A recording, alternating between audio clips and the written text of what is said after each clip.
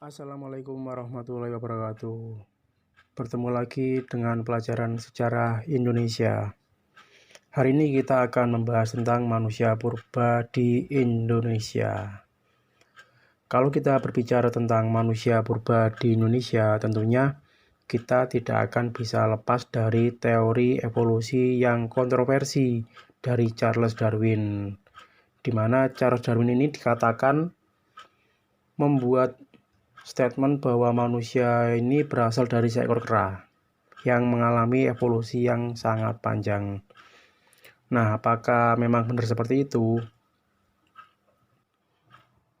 Sebelum kita bahas manusia purba yang ada di Indonesia, mari kita bahas sedikit tentang teori evolusi dari Charles Darwin tersebut.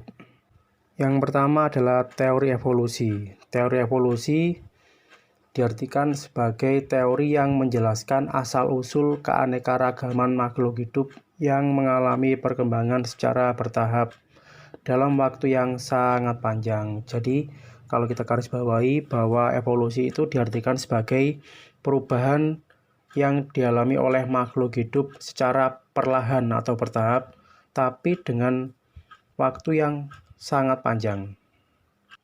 Nah, di beberapa literasi,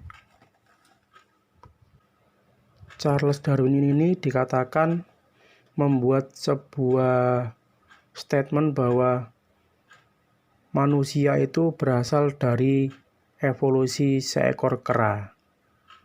Seperti kita ketahui bahwa teori ini sangat menggemparkan dunia. Tetapi di beberapa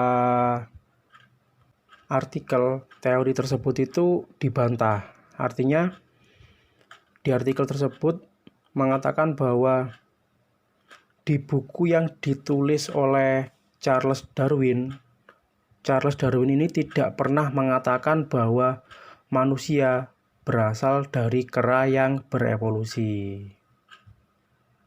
Jadi kalau secara singkat, maksud dari buku yang ditulis oleh Charles Darwin itu seperti ini.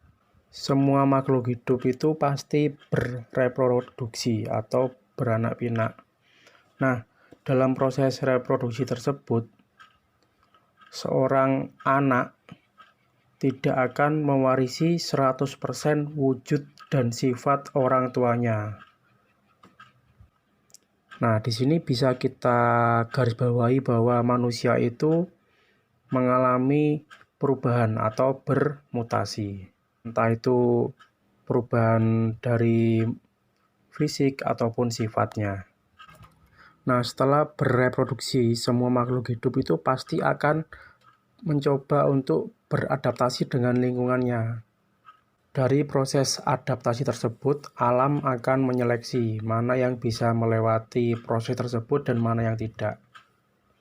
Nah, mungkin dari pernyataan singkat ini bisa kita tarik benang merah bahwa semua makhluk hidup itu pasti mengalami yang namanya evolusi atau perubahan bentuk.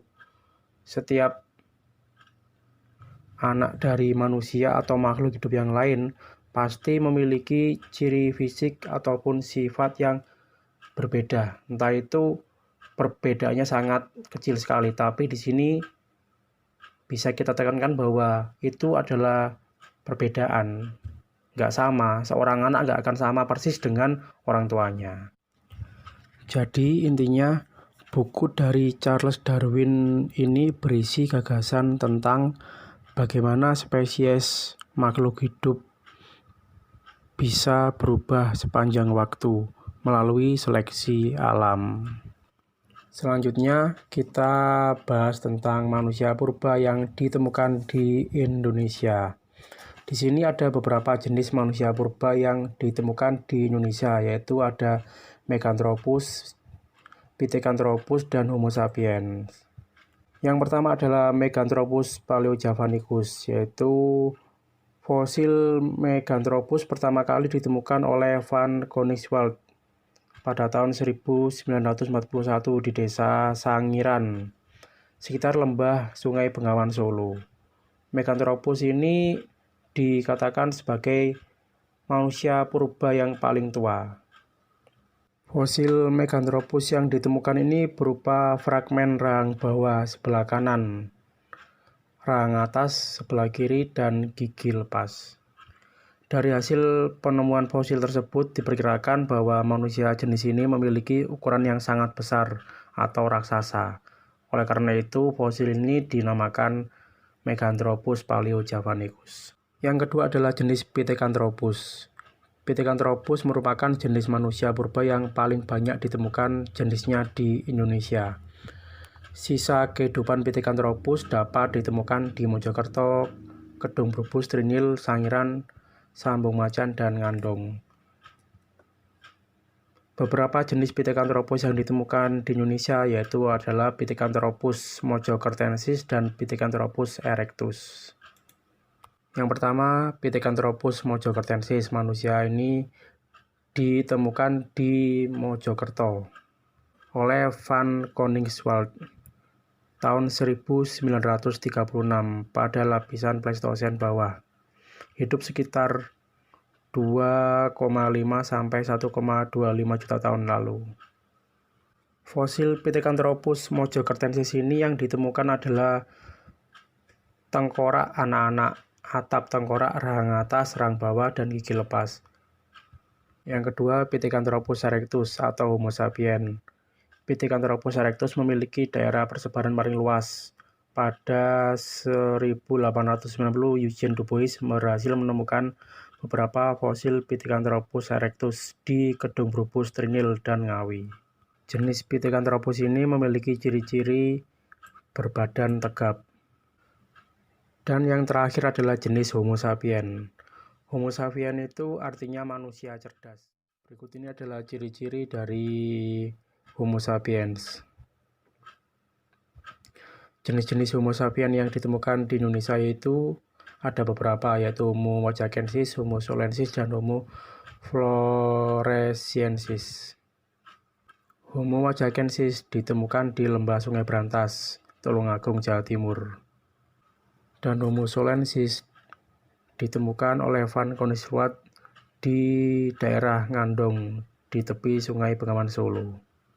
Nah, mungkin itu adalah beberapa penjelasan tentang teori evolusi Darwin yang kontroversi dan beberapa manusia purba yang ditemukan di Indonesia.